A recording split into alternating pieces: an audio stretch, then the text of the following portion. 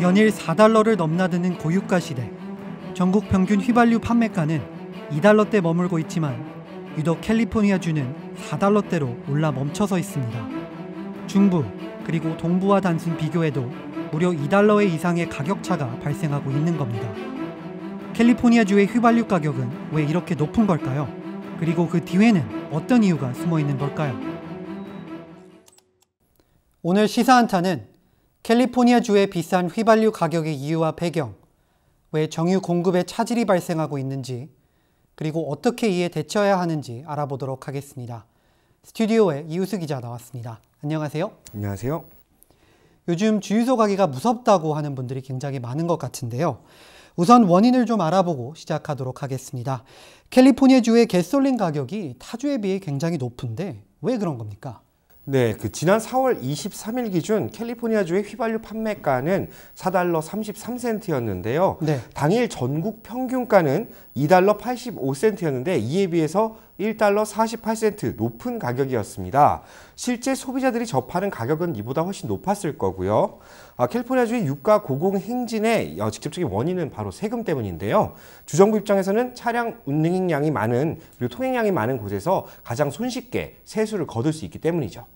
캘리포니아주의 유류세는 타주에 비해 얼마나 높게 책정되어 있는 겁니까? 네, 우선 전국에서 가장 유류세가 높은 5개 주를 비교를 좀 해보겠습니다. 네. 1위는 펜실베니아주로 갤런당 58.7센트를 부과하고 있습니다. 2위는 우리가 살고 있는 캘리포니아주인데요. 갤런당 55.5센트를 부과하고 있습니다. 생각보다 굉장히 높은데요. 굉장히 높죠. 전국에서 두 번째니까요. 네. 그 다음은 워싱턴주인데요. 워싱턴주는 49.4센트를 부과하고 있고요. 관광지로 유명한 하와이 같은 경우에는 48.1센트의 유류세를 부과하고 있습니다. 다시 말해서 캘리포니아주가 유명 관광지인 하와이보다 더 많은 유류세를 부담하고 있다는 얘기죠. 네. 5위는 뉴욕인데요. 뉴욕도 캘리포니아주보다 낮은 45.6센트의 유류세만 이제 납부하고 있었습니다. 스테이트에서 지금 55센트고 그 다음에 로컬리 다 합치면은 여기 LA 같은 경우는 거진 87센트예요. 트럭 운전하고 아니면은 이 컨스트럭션 하시는 분들은 저도 그런 컴플레인을 많이 들었어요. 일을 가야 되는데 어떻게 돼갖고 3일 아니면 4일마다 100불씩을 집어넣나 그런 컴플레인도 들어오시는데 그런 얘기를 정치인들한테 해야지만 그분들도 이거를 듣고선 다음에 뭐 예를 들면은 가스 프라이스를 또 텍스를 올려야 되는 경우에는 그거에 대해서 반대를 하든지 아니면 스타디를 해야 되는데 그거는 없고 그냥 마음대로 올리거나 그러면은 나중에 저희들 캘리포니아에는 지금도 현재 뭐 싼 데는 4불 20, 뭐 4불 30이지만 운전하다 보면은 5불도 받는 데가 있거든요. 그러면은 제일 여기 미국이 세계적으로 오일 리치 나라인데 어떻게 돼갖고 우리가 갤런당에 5불씩 내야 되는 거는 저는 이해가 안 가요. 그렇다면 가장 낮은 지역과 비교하면 차이가 얼마나 되나요? 네, 전국에서 가장 낮은 유류세가 부과되는 지역은 알래스카주인데요. 네. 갤런당 14.7센트만 부과되고 있고요. 그 다음에는 미주리주로 17.4센트, 미시시피주는 18.8센트로 전국에서 세 번째로 낮은 수치입니다. 캘리포니아주에 비해 매우 낮은 유류세가 다 붙고 있다는 얘기죠. 캘리포니아주의 휘발유가 비싼 이유, 혹시 지리적인 영향도 있나요? 네, 미국은 모두 5개 지역으로 구분해서 이제 유류를 유통시키고 있는데요. 네. 캘리포니아주, 애리조나주, 네바다, 오레곤, 워싱턴주. 그러니까 다시 쉽게 말하면 그 서부 연안 카테고리에 다 붙어 있잖아요. 네. 이쪽에 있는 곳에 대용량 정류소가 16개가 있고 소용량 정류소가 18개가 있는데요. 네. 총 34개 정류소가 속한 서부 연안 지대에서만 타 지역과 분리해서 이제 그 단일 구조의 원유 시장을 형성하고 있습니다. This is all about us too few oil companies having too much control and be able to take us to the bank, and they've turned California into an ATM. The reality is we've studied this for many years, for 2 decades, and every time there's a small supply disruption, the price goes really high, and then when you look back at the profits of the oil companies, you see those went through the roof too. So they wouldn't be having such great profits after every price spike if this was based on anything other than price gouging and price manipulation. 단일 구조라는 말은 타 지역과 달리 서부 연안 지역이 하나로 묶여 그 안에서만 유류가 유통된다는 말인데 텍사스 남부나 동부 지역의 기름이 서부로 못 온다는 것이죠.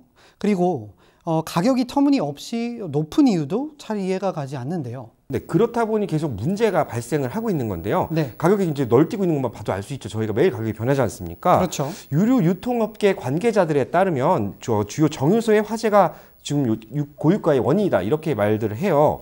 우선 쉐브론과 세븐식스라는 그 유명한 그 휘발유 공급 정유소에서 화재가 발생했는데 복구가 좀 지연이 되고 있고요. 그렇죠. 칼슨에 위치한 그 엑슨모빌 주유소는 정기 점검 기간이 되어서 뭐 한 달 정도 동안 점검을 인해서 유류를 유통할 수 없다. 뭐 이런 식으로 이제 정책을 발표했다고 합니다. 쉽게 말해서 캘리포니아주의 휘발유는 굉장히 많이 필요한 상황인데 공급할 수 있는 정유소는 제한적이고 그 물량 역시 없다 보니까 가격이 많이 오른 상태다. 이렇게 볼 수 있겠습니다. 어떻게 해볼 방법이 없습니다. 원유값이 오르고 또 원가가 오르게 되면은 뭐 이유 없이 다 똑같이 가스값이 오르기 때문에 뭐 눈치 볼 거 없이 요즘은 그냥 가스값 오르면 바로 가스값을 올리는 그런 경우입니다. One goes on fire, maybe that's a good reason. The rest of them go for maintenance, and all of a sudden gas prices go through the roof. And it happens most summers. So this is really oil refiners. There are four who control 80% of the gas supply in California. The same four companies control the price at the gas stations, 80% of the gas stations. And so when refineries go down, they use the excuse to raise gas prices. We're paying more than $1 over the rest of America's gas price. It doesn't make sense. It's based on supply manipulation. It's based on consolidation of too many companies with too much control, and it's based on artificially high prices. 캘리포니아주의 유독 휘발유 가격이 높게 책정되고 있는 이유는 어떻게 보면 문제라고 볼 수 있는데요. 혹시 정치적인 배경도 있나요? 네, 정치적인 배경이 없다고 할 수는 없습니다. 네. 우선 정유회사의 로비와 밀접한 관련이 있는데요. 네. 워싱턴 DC에 있는 공화당 민주당 의원들에게 정유회사들은 막대한 후원금을 전달을 하고 있습니다. 특히 공화당 의원들은 그 정유회사의 그 간부들, 그리고 정유회사 직원들과도 막역한 사이라고 할 만큼 막대한 자금적 지원을 받고 있습니다. 총기 회사와 뭐 금융권들도 그렇죠. 그렇죠. 하지만 가장 막대한 정치 자금을 대는 곳이 바로 정유회사다 보니까 정치판이 뭐 거의 오일머니로 움직인다. 뭐 이런 이야기까지 나오고 있는데요. 네. 정치인들 역시 정유회사를 상대로 득을 보는 게 있으니까 이들을 상대로 막대한 제재나 할 수가 없겠죠. 어떤 그 하원에 계신 분들은 50만 불까지도 받는 분들은 많고 그렇기 때문에 특별히 여기 캘리포니아는 다른 주가 없는 거가 뭐냐면은 뭐 summer blend, 그다음에 winter blend. 그게 저희들한테는 아무 그 관련되는 게 없는데 캘리포니아는 그만큼 가스가 많이 쓰기 때문에 오일 컴퍼니에서 뭐 summer blend나 winter blend 해도 정치인이나 아니면은 보통 사람들이 컴플레인을 안 하기 때문에 여기 캘리포니아 같은 경우에는 오일 컴퍼니가 맘대로 올렸다가 내렸다가 하고 뭐 예를 들면은 리파이너리가 리퍼비싱 해야 된다 아니면은 뭐 업그레이드 해야 되면은 닫으면은 또 오일 프라이스가 올라가고 그런 거는 참 불공평한데 하지만 캘리포니아주는 민주당이 장악하고 있는 주가 아닙니까? 그렇죠. 그 민주당이 장악하고 있는데 민주당 역시 정유회사와 연관이 없다고 볼 수 없습니다. 네. 정유회사가 후원하는 비율은 물론 그 공화당의 월등히 높은데요. 민주당에서도 오일머니가 굉장히 중요하거든요. 그래서 소비자단체들은 새롭게 당선된 그 민주당의 개빈 뉴섬 주지사가 이제는 좀 그릇된 관행을 좀 바꿔야 되지 않겠나 네. 뭐 이런 말들을 많이 했습니다.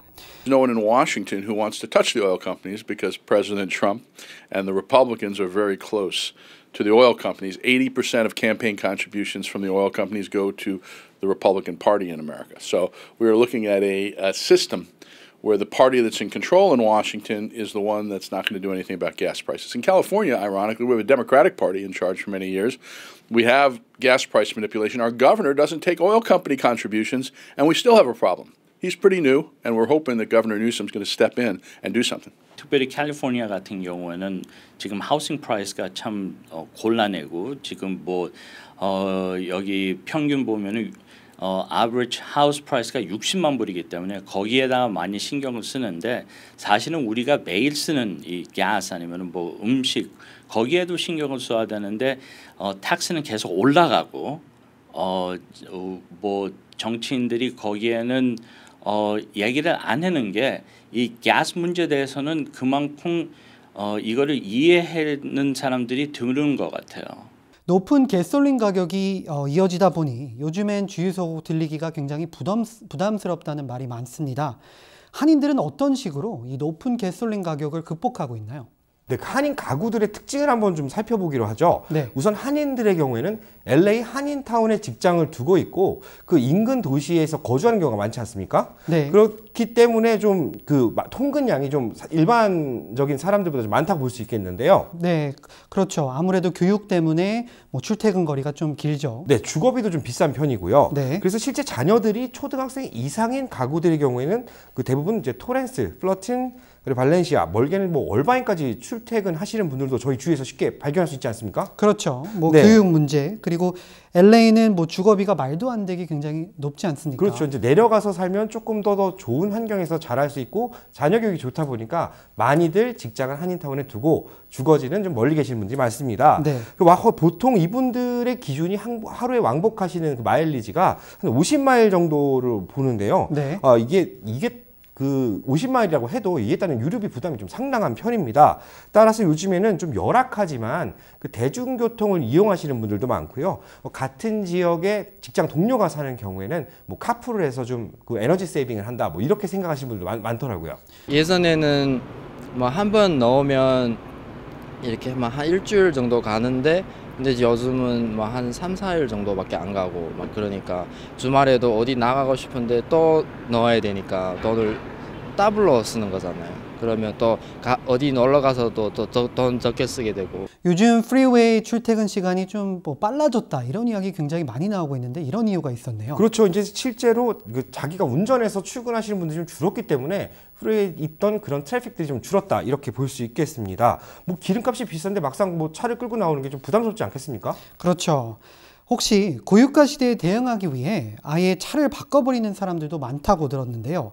효율적인 연비를 나타내는 모델도 있지 않습니까? 그렇죠. 실제 그 휘발유 가격이 이제 높은 게 문제가 되잖아요. 소비자들이 느낄 수 있는 게 바로 휘발유 가격이니까. 그렇죠.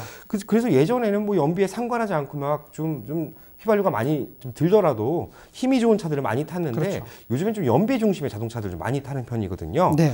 이제 대표적으로 그 하이브리드 차가 있고요. 플러그인 하이브리드라고 해서 이제 전기 충전도 가능한 하이브리드가 있고 아예 전기와 모터로만 달리는 그 순수한 그 전기차가 있죠. 네. 그 테슬라 같은 모델도 요즘 길거리에서 많이 볼 수 있지 않습니까? 그렇죠. 네, 전기나 하이브리드 모델들이 늘어나는 것은 그만큼 연비가 좋다 이런 인식들이 박혀 있기 때문입니다. 다른 사람들은 많이 가스비가 많이 올라가지고 많이 좀 부담스러운데 그나마 제 차는 이제 하이브리드 차니까 그래도 느껴요. 그 많이 비싸졌다는 게 조금씩 계속 오르니까. 그렇다면 전기나 하이브리드 모델들이 정말로 유류비 절감에 효과가 있습니까? 어떤 면에서 보면 그렇다.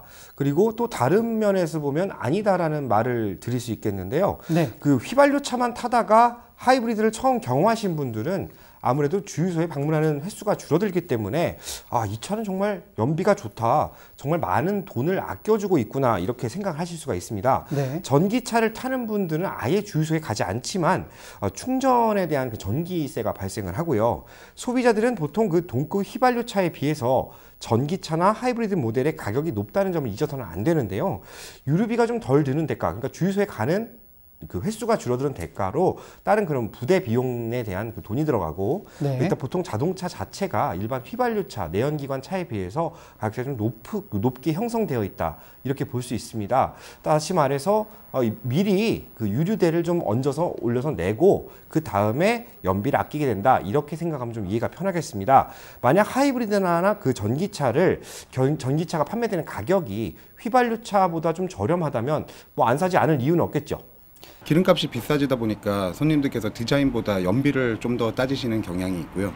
그리고 하이브리드나 전기차의 경우에는 자신의 상황에 맞는 차를 잘 리뷰하셔서 타셔야 됩니다. 왜냐하면 경제적인 이점만큼 그 단점도 많이 따라가는 게 전기차이기 때문에 충분히 전문가 상의 후에 결정하시면 좋을 것 같습니다.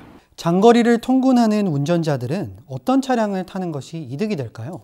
우선 하이브리드와 휘발유 모델을 한번 비교를 해보겠는데요. 네. 한인들이 많이 출퇴근하는 범위인 왕복 50마일 기준, 아까 저희가 말했던 그 교육의 도시, 그렇죠. 뭐 집값 저렴한 도시들을 얘기해 보겠습니다. 네. 50마일 이상 주행을 하루에 하시거나 50마일 이하 주행하시는 분들의 그 계산은 다를 수가 있습니다. 이건 정확히 보편적인 수치로만 계산한 겁니다. 네, 적당한 기준 같습니다. 네, 보통 하이브리드 모델은 연비가 좋다는 이유로 휘발유 모델에 비해 그 초반 구매 가격이 비싼 편인데요. 아까도 말씀드렸지만요. 네. 한인들에게 인기가 좋은 한 뭐 27,000달러 선의 프리우스 하이브리드 모델을 3,000달러를 먼저 다운 페이먼트하고 네. 24,000달러를 그 도요타 파이낸스에서 융자를 받아가지고 이자율 3.5에 60개월 할부로 구매를 하고, 같은 회사 동급 사이즈 모델인 21,000달러짜리 그 코롤라 모델을 3,000달러를 똑같이 내고 네. 18,000달러를 이자율 3.5에 60개월 할부로 융자받아서 구매를 했다고 이제 가정을 해봅시다. 네, 굉장히 많은 분들이 이 부분을 고민할 것 같은데요. 근데 사이즈가 비슷하고 가격대들도 이제 비슷하거든요. 그렇죠. 우선 그 둘 다 이제 리스가 아닌 구매이기 때문에 네. 융자 상환 후 1년을 볼 거예요. 그러면 6년 동안 팔지 않고 유지한다는 거거든요. 보통 융자 상환이 5년이 걸리니까요. 프리우스의 6년간 총 들어가는 금액은 34,092달러가 들어가고요. 같은 회사의 코롤라 모델은 38,661달러가 들어갑니다. 연비까지 다 계산을 한 겁니다. 생각보다 하이브리드 차량이 많이 절약되지 않네요. 그렇죠. 하이브리드 차량의 가격이 원래 판매 가격이 휘발유 모델보다 높기 때문에 네. 뭐 어쩔 수 없는 격차가 발생할 수 있다는 생각도 할 수 있겠습니다. 오히려 연비 면에서는 프리우스가 코롤라를 따라잡는 금액도 있었는데요. 프리우스는 매월 68달러의 저렴한 유지비로 이제 주유만 하면 됐고요. 코롤라 같은 경우에는 거의 뭐 2배 정도인데 114달러의 유류비가 소요되는 것으로 계산이 됐습니다. 융자금을 포함을 해서 매년 들어가는 돈은 프리우스의 경우 연간 6,060달러, 코롤라는 5,292달러가 소요가 됐는데요. 즉 유류비가 절감이 돼도 다른 돈으로 그 이상이 나가버린다는 거죠. 그렇군요.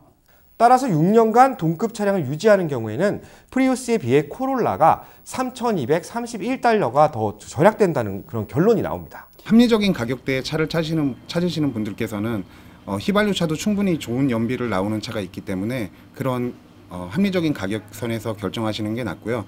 하이브리드 같은 경우에는 하루 주행 거리가 일반 사람보다 많은 분들, 주로 우버 운전자분들이나 뭐 딜리버리 이용자 분들께서는 하이브리드가 더 나을 수도 있습니다. 유류대 절감은 절반에 가깝지만 결코 많은 절약은 안 되는군요. 그렇죠. 결국 초반 가격이 저렴한 코롤라가 오히려 유리하다는 건데요. 이러한 이유들 때문에 자동차 제조사들도 하이브리드 전용 모델과 일반 모델을 비교하는 것을 좀 꺼려하는 편입니다. 네. 프리우스도 뭐 하이브리드 모델이 있지만 휘발유 모델은 안 나오지 않습니까? 그렇죠. 단순히 당장 기름값만 따지시기보다는 이 차가 과연 나중에 리세일 밸류랑 비교했을 때 기름값을 아껴주는 거를 충분히 이렇게 감안을 해주는가를 따져보시는 것도 좋을 것 같습니다. 요즘은 플러그인 하이브리드라고 해서 전기와 하이브리드의 특성이 같이 갖고 있는 차량도 많지 않습니까?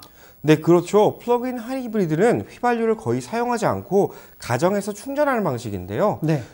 그렇다면 하이브리드 모델인 프리우스와 플러그인 하이브리드로 유명한 그 프리우스 프라임 모델을 한번 비교를 해보겠습니다. 네. 27,000달러짜리 프리우스와 30,000달러짜리 프리우스 프라임 모델을 비교를 한번 해보겠는데요. 앞과 동일한 50마일 주행 조건을 말이죠. 네. 이럴 경우 프리우스는 월 68달러의 유류비, 프리우스 프라임은 월 65달러의 유류비가 듭니다.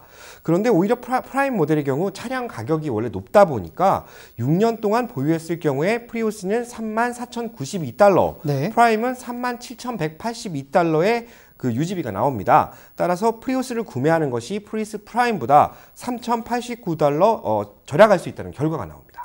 우리가 생각할 때는 플러그인 하이브리드 차량이 더 저렴할 것 같은데 전혀 다른 결과가 나왔는데요. 왜 이런 결과들이 나오는 걸까요?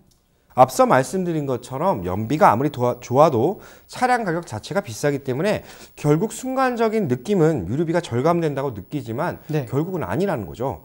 물론 그 프리우스의 복합 연비는 갤런당 52마일, 프리우스 프라임의 복합 연비는 133마일이나 됩니다. 하지만 그만큼 차 가격에 보이지 않는 유류대가 숨어 있다고 생각하면 되겠습니다. 연비가 절감되는 것은 사실이나 막상 들어가는 돈은 가솔린 차와 별반 다르지 않다는 점이 굉장히 놀랍습니다. 그럼에도 전기차나 하이브리드를 구매하시는 분들이 많으실 텐데요. 효과를 누리시는 소비자들도 있지 않겠습니까?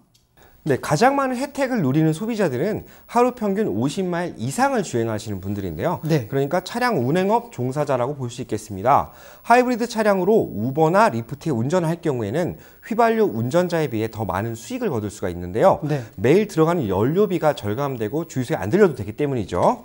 차량 제조사들 역시 이러한 점을 잘 알고 있는데요. 따라서 우버나 리프트 드라이버를 증명을 할 경우에는 하이브리드 차량을 추가 할인해주는 그런 파트너십 행사도 많이 진행하고 있습니다. 네. 어떻게 보면 상호 간 이득을 위한 파트너십 관계라고 볼 수 있는 것이죠. 전기나 하이브리드 차량을 운행할 경우 혹시 다른 혜택은 없습니까? 왜냐하면 소비자들이 구매하는 비싼 가격이라도 구매하는 분들이 굉장히 많거든요. 네, 물론 환경적인 측면 그리고 각종 세금 혜택과 카플레인 사용은 전기나 하이브리드 차량 소비자들이 가장 중요시 생각하는 부분입니다. 네. 실제 그만큼의 혜택을 누리고 있고요. 하지만 순수 전기차의 경우 이 같은 장점을 다 누린다고 하더라도 뭐 공용주택에 거주하시는 분들은 자동차 자체를 좀 소유하기가 어려운 것이 사실이죠. 전기차는 소유의 제약이 따른다는 말인가요? 요즘에 많이 구매하시던데요. 네, 바로 그 배터리 충전에 관한 부분인데요. 네. 110V짜리 가정용 충전기로 전기차를 충전할 경우에는 24시간 이상의 시간이 소요됩니다.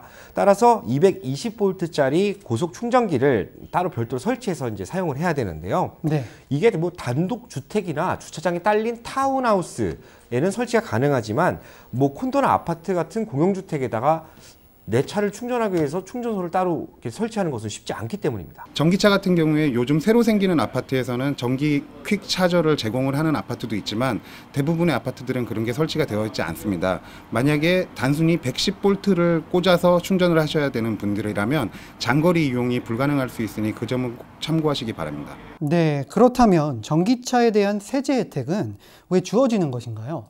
전기차는 그 미국에서 추진하고 있는 그 친환경 정책이자 자동차 산업 육성 부분과 굉장히 관련이 있는데요. 네. 미국산 내연기관 차량을 그 미국에서 본 관점에서 봤을 때는 이미 일본과 독일에 밀렸다. 뭐 이렇게 인정을 하고 있는 상태입니다. 네. 따라서 차세대 자동차 산업인 그 전기차 쪽을 좀 주도를 해서 미국이 다시 그 자동차 산업 쪽을 좀 육성해 나가자, 선도를 하자, 뭐 이런 그 내면적인 배경이 좀 깔려 있다. 이렇게 볼 수 있겠습니다. 그 테슬라만 봐도 그 정부의 지원이 엄청나지 않습니까?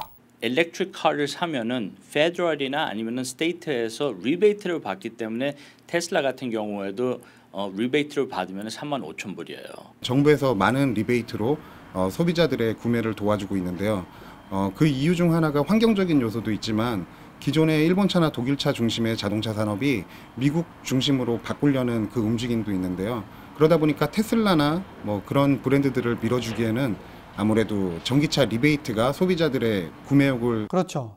고유가 시대에 대한 대책. 그렇다면 차량을 하이브리드나 전기로 바꿔도 별다른 해결 방안이 없다는 것인데 앞으로 이 사태 어떻게 대응해야 합니까? 네, 원유 판매가는 동일하지만 주유소마다 소매가는 모두 다르게 책정이 됩니다. 네. 주유소를 소유한 사람과 정유사의 부지를 임대해서 주유소를 운영하는 사람은 임대료를 납부하기 때문에 그 유류대에 조금 이런 가격들의 차이가 있는데요.